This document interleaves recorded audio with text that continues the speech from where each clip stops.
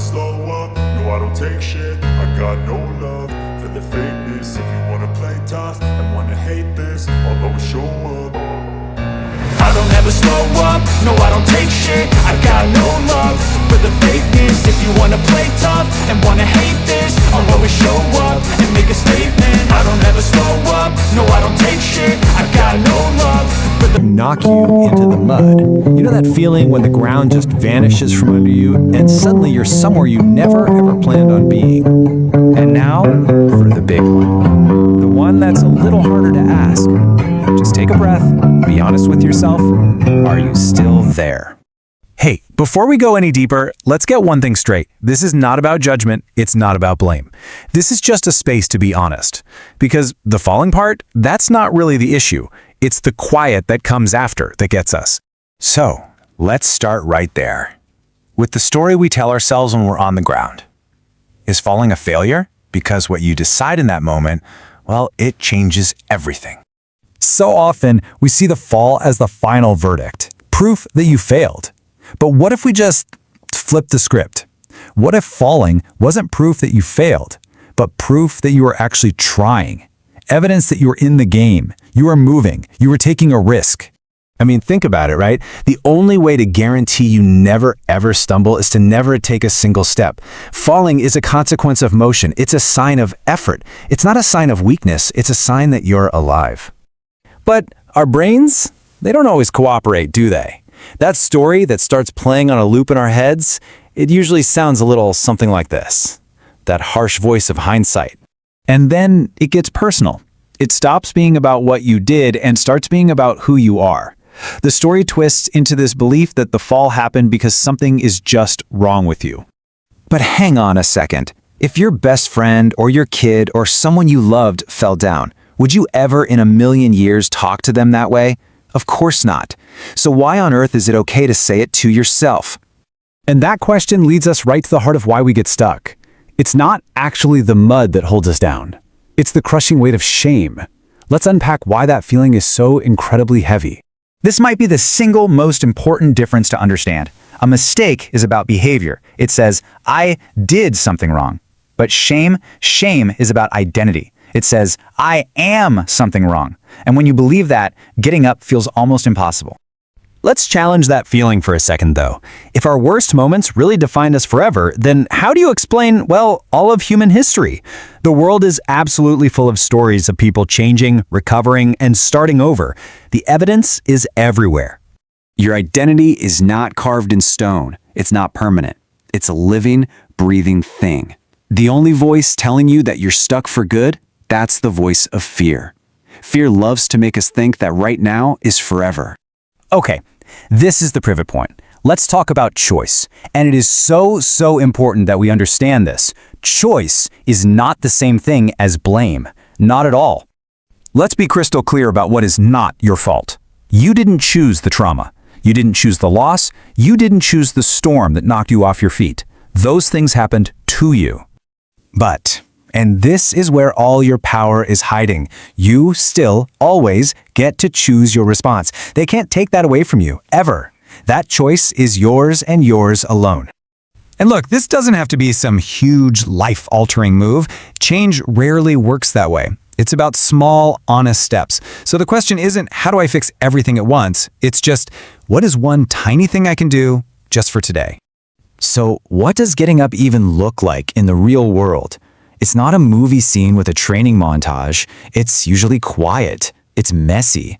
And honestly, from the inside, it feels pretty unimpressive. So we have to redefine what progress actually feels like. You know how we always wait to feel ready? Here's the thing. Readiness is just a feeling. It comes and it goes. Action, though, action is a decision. It's a choice you can make right now, even if you're terrified, even if you feel like a mess, especially if you don't feel ready at all. And if nobody's told you this lately, I need you to lean in and hear this. You are not the mud you fell into. That's the circumstance. That is not your identity. That mistake, that failure, that one moment you wish you could just erase, that's a page in your story. It is not the whole book. You are not defined by your lowest point. And the proof? The proof is that you're here. The very fact that you are listening to this, thinking about this, it means some part of you never gave up. Your presence, right now, is a testament to your own incredible strength. So, we end with this, the final choice. Getting up doesn't mean you're magically clean. It doesn't mean the struggle is over. It just means you choose to get to your feet. So the question is, are you willing to stand up, even if you're still a little dirty? The choice is yours. Let me ask you something, and I want you to be honest with yourself for a moment. When was the last time life really, truly knocked you down? I don't mean just a bad day or, a minor inconvenience. I mean the kind of setback where you look around and you realize you are absolutely covered in metaphorical mud. Right. You feel embarrassed, you feel stuck, and you definitely don't want anyone to see you. That moment, that very specific feeling of being just grounded, that's the center of our deep dive today. We dove into this really powerful philosophical script. It's called Rising from the Mud, The Power of Human Choice. And it offers a framework that, honestly, it challenges our deepest assumptions about failure, about shame, and even personal identity. Yeah, it does. So our mission today is to give you the map to this framework. Think of it as a shortcut to understanding one core, relentless idea. And that idea is that falling into the mud is, well, it's just part of being human. The decision to stay there, though, that's a choice. Exactly. And we're going to unpack the psychological anchors, shame, identity, and even the surprising comfort of suffering that this philosophy says keep people completely immobile. And we jump right in with an insight that shifts the focus immediately. The text argues that the fall itself isn't the problem. The immediate danger is the silence. It's the internal story that follows the fall. That's where the mud starts to solidify around you. Okay, so let's unpack that premise. When we have a big setback, losing a job, a relationship failure, a health crisis, we immediately see it through this lens of personal inadequacy. Right. I failed. Yeah. So the most basic question this philosophy poses is this. Is falling proof that you failed, or is it proof that you were trying? That is such a powerful distinction because it instantly reframes everything. The philosophy points out very cleanly that people who never move, they never fall. Huh, that's true. Think about that. If you haven't risked a decision, haven't started something, haven't chased a goal, you're perfectly safe from setbacks. So a setback isn't a moral failing. Not at all. It's an unavoidable consequence of action. It's proof you are actually playing the game. That makes so much sense. If you're climbing, you might slip. But then we get to the real danger the philosophy identifies. It's not the slip. It's the story we start telling ourselves right after we hit the ground. Exactly. The framework spends a lot of time deconstructing what it calls the self-punishing story. These are the narratives that don't just describe what happened, they try to define our permanent nature. Okay, so give us some examples. What does that actually sound like in your head? Oh, they're insidious because they're just self-directed cruelty. Instead of saying, that presentation went poorly, we immediately jump to, I'm terrible at public speaking. exactly. I should have known better. I'm just not capable. Or instead of just acknowledging a tough time, we declare, I'm weak. Or the worst one, this always happens to me. That's the most paralyzing one, yeah. I'm cursed. The story shifts from describing a temporary state to describing a permanent identity. And the argument here is that the punishment, the staying in the mud, it doesn't come from the event itself. No. The event is just gravity and timing. The real suffering comes from adopting these absolute internal stories about ourselves. Precisely. It's an internal closed loop. The circumstance delivers the fall, but we deliver the sentence. And that sentence lasts way longer than the initial impact. So, if that mental narrative is the trap, let's talk about the emotional weight that sets the anchor. Let's talk about shame. This is where it gets really interesting. If the fall is just physics, an unavoidable part of the process, why does shame feel so much heavier than the actual mistake? Why does it have the power to pin us down like that? This is probably the most crucial distinction the framework makes. It defines shame as an identity crisis. See, when you make a mistake, you can feel guilt or regret, and those are tied to an action. I did a bad thing. Okay. Shame, however, says, you are something wrong. Oh, wow. That is a subtle but that's a radical difference. It changes everything. If the failure is something you did, you can learn from it. You can apologize. You can change your next action. Sure. But when failure becomes an identity you possess, if you are fundamentally broken, well, getting up feels completely pointless. Why would you even try to fix a situation if the source of the problem is your very nature? That just immobilizes you. It's the ultimate excuse not to move forward. And that fear of being wrong, that leads right into the materials challenge to the idea of a fixed identity. It does. If shamed has us we are the failure, the authors ask a very direct question. If your past defines you forever, how is it possible that people recover and heal and start again? Right. It raises this question about the fluidity of the self. If your identity was truly set in stone by the worst thing you ever did, then recovery would be a myth. That nobody would ever get better. Nobody. People wouldn't evolve past trauma or addiction, but they do. The text asserts that identity is fundamentally fluid, it's not fixed. Our belief about ourselves is so much more important than our past circumstances. So what it convinces us our identity is fixed in that moment of shame. Fear. Fear is the great narrator of our fixed identity. Fear tells us, this is who you are, you can't change it, so don't even bother trying. And that leads to a genuine and very human paradox that the material talks about. When does staying in pain start to feel safer than change? That is a tough question. Logically, pain should always motivate movement, right? You would think so. Yeah. But we've all been there, in that holding pattern where you know something is terrible for you, but you just refuse to leave it. Why? This section is just profoundly insightful because it gets to the core, often subconscious, reasons for staying stuck. Why do people choose to stay in that painful mud? The philosophy identifies two core reasons, and they're often tangled together. Okay, lay them out for us. First, just the sheer exhaustion of it all. Change demands responsibility, not just for the cleanup, but for building something new, and that amount of future work is terrifying. Yeah. And second, and this is the phrase that really sticks with me, comfort disguised itself as suffering. Comfort disguised as suffering. That's an incredibly striking concept. We need to dig into that. How does comfort wear the mask of pain? It speaks to the brain's overwhelming preference for predictability, even negative predictability. So let's take a hypothetical. You stay in a toxic job. It causes you daily anxiety, stress, burnout. That's the suffering. Right. But you know the rules of that suffering. You know who the difficult people are. You know what the deadlines feel like. You know what the paycheck looks like.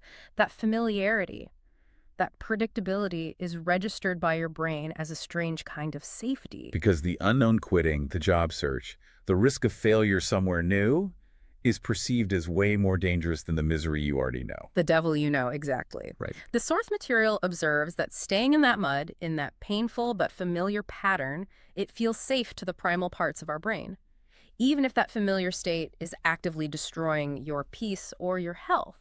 So if someone listening is recognizing themselves in that description, stuck in that familiar pain, what's the next step the philosophy recommends? It encourages a really powerful diagnostic question.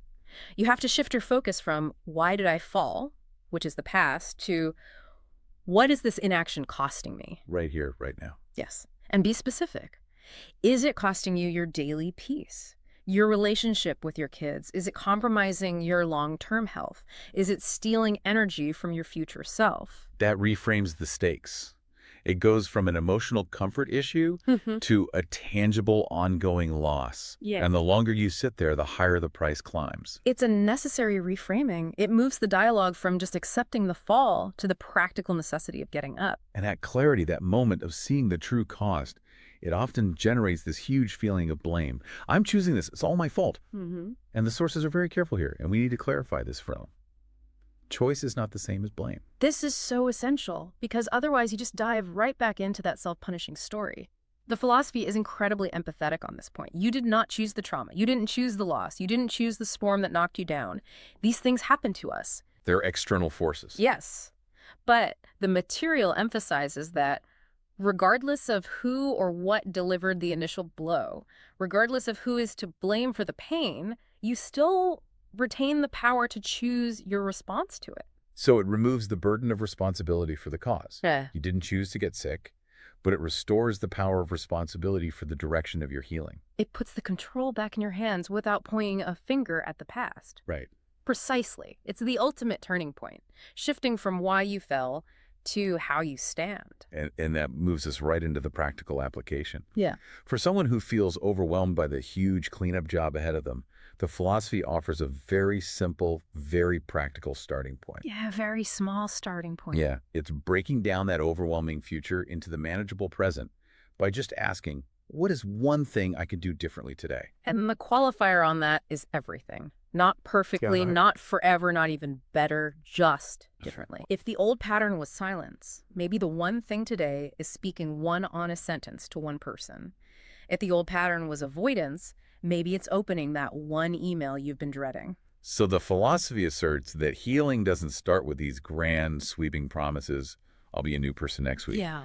It starts with small, actionable honesty about what you can do right now. It manages the expectation. And it breaks the inertia. Inertia is the enemy of change. Even the smallest action creates momentum.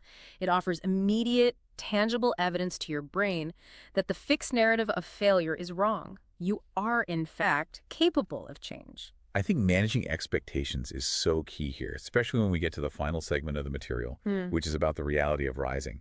We're so conditioned to expect a recovery montage, the dramatic sprint, the triumphant clean return. Yeah. What if getting up is just quiet and unimpressive and really, really messy? The material leans so heavily into the unimpressive nature of real progress. It challenges that assumption that progress has to feel exhilarating or look heroic. Most of the time it doesn't. No, most acts of rising are awkward, they're painful, and they often require swallowing a whole lot of pride. So what are some of these non-heroic, honest actions that actually constitute rising? The examples in the source are highly vulnerable. Rising looks like asking for help, even though you feel deeply embarrassed doing it. It looks like admitting to a professional or a friend, I can't do this alone, I am overwhelmed. It looks like setting one small, firm boundary that feels selfish. It might even just look like showing up for something you committed to, even if you feel completely unprepared and still covered in mud. Exactly. These aren't the actions of a person who feels ready. No. They're the actions of someone who is deciding to move despite not being ready. And that is the final critical distinction the philosophy draws. It's the difference between waiting and deciding. The core question becomes, are you waiting around to feel ready to rise? Waiting for that surge of motivation or that perfect moment? Or are you willing to just make a decision and start messy right where you are? Because readiness, the source concludes, is just a feeling. It's a mood. And moods are unreliable. Action, however, is a decision. You don't need to be clean to start moving. You just need the willingness to tolerate the discomfort of the effort. The act of rising is the proof, not the result of readiness. That's it. So what does this all mean for you listening to us right now, taking this deep dive? The powerful takeaway is this. You are not the mud you fell into. You are not defined by your biggest mistake, your relapse, or your worst moment. You are the one who is still here, still listening, still questioning, still trying to figure out the next step. And that simple fact means something in you hasn't given up. Which brings us back to the core definition of courage in this philosophy. Courage isn't staying clean. It's not avoiding the dirt or keeping up perfect appearances. Courage is the messy, persistent choice. It is choosing to rise again and again, even if you are still dirty, even if you feel deeply ashamed, and even if people saw you fall the first time. The rise is the thing. That's what redefines the setback, not the absence of the fall. That's a tough but necessary kind of grace to give yourself. If falling is proof you were trying, what small, messy action will you take today to prove you are still trying, even if you might fall again tomorrow? That's the core question to hold on to.